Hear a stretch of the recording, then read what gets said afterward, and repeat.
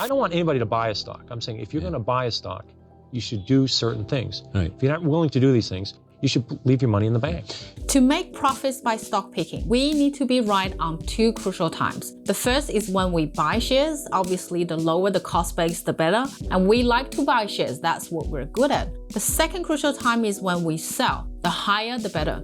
But very few of us have an exit plan because we often face a hard question. When do we sell? Do we sell stock when the central banks print too much money? Do we sell when the PE is too high? Do we sell before the interest rates go up? Or do we sell before the next recession?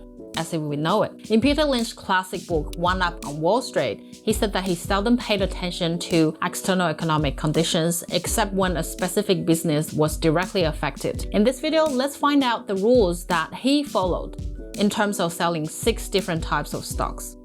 Lynch has put stocks into 6 categories, which he believes cover all the useful distinctions that any investor has to make. They are slow growers, stalwarts, fast growers, cyclicals, turnarounds, asset plays. Slow growing companies that you may assume grow very slowly, which is more or less in line with the country's GDP. So for the US, it's about 3% a year in the past 74 years versus Australia's 0.83% a year in the past 63 years. And there are obvious signs to spot these slow growers. They've got a very flat no-heel stock chart. It typically pays generous and regular dividends because they tend to be the large companies in the maturity stage of their life cycle. And we all know that the future earnings are the major drives for the stock price. Between the options of reinvesting the earnings back into the business and paying dividends, it makes sense that the corporate managers would much prefer the first option over the latter to enhance the company's reputation as well as to drive the stock price higher. But most of the time, slow-growing companies have gone as far as they possibly could. Therefore, sharing earnings with shareholders, then spending on R&D makes more sense to them. And here are some major sell signals Lynch followed. And he sells when there's been 30 to 50% appreciation, or the company has lost market share for 2 consecutive years. The company has paid too much for its acquisitions that result in a significant debt on the balance sheet. Or even at a lower stock price, the dividend yield is still not high enough to attract new investors. The second type of stock is stalwarts, and stalwarts are companies such as Coca-Cola, P&G, Hershey's, and Colgate. And most of them are established companies with more or less 10 to 12% annual growth in earnings. And from the price chart, they are not flat workers, but no rocket launching either. In general, these companies are very recession safe because they tend to sell household essentials. Since the average expected yearly return of stalwarts is 10 to 12%, Lynch's exit strategy for this kind of stock is always to be ready to take the profits and go when the price has gone up 30 to 50% in a year or two. So here are some other sell signals that he followed.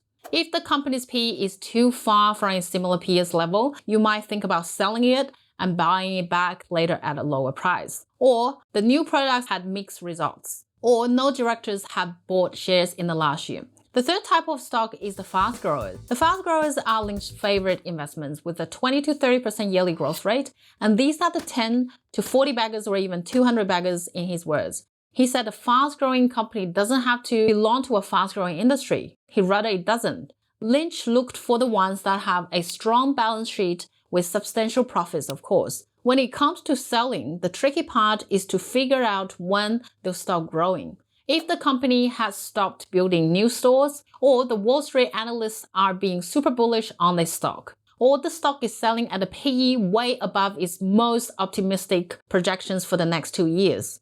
Because the major cyclicals are normally large blue chip companies, and these stocks sometimes could be seen as the trusty stalwarts, which could be a trap. To make profits from these type of stocks, buy and hold, is definitely not the right approach. Shaky companies in cyclical industries are not the ones that you slip on well through recessions. The next type of stock is turnarounds. Turnaround stocks are the ones that have been battered and depressed and often drag themselves into bankruptcy if it doesn't turn around in the right direction. Lynch had a few failed turnarounds that he wished he hadn't bought, whose existence was already wiped out from the S&P books and the brokers' records. He also had turnarounds that made his shareholders a lot of money. For example, Chrysler, during his time. He bought it at $6 in 1982 and watched it rise to $30 in less than 2 years and $90 in 5 years. Sadly, Chrysler filed for bankruptcy in 2009 and integrated with Fiat.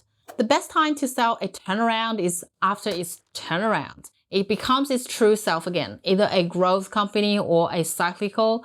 If the turnaround has been successful, Lynch suggests you reclassify the stock and follow the exit guidelines for that particular type of stock. The last type of stock is asset plays. An asset play is any company that is sitting on something valuable that you know about, but the Wall Street crowd has overlooked. It could be a pile of cash, real estate, a huge subscription base, or patent rights, or even tax loss carry forward. The hidden assets means the company is worth a lot more than its current market value. When to sell an asset play? Lynch thinks that you don't sell until the hidden assets are discovered by smart money. There are other sell signals that Lynch followed. Number 1, although the shares sell at a discount to real market value, management has announced it will issue 10% more shares. Or the institutional ownership has risen significantly, as this could mean that this gem has been discovered by the mainstream. Companies don't stay in the same category forever, which makes stock picking tricky. And Lynch advocates everyday investors to know what type of stocks that we hold and set reasonable expectations. So when do you sell your stocks? What rules do you tend to follow? You can share with us here in the comment area. My name is Irene. I'll see you next time. Bye.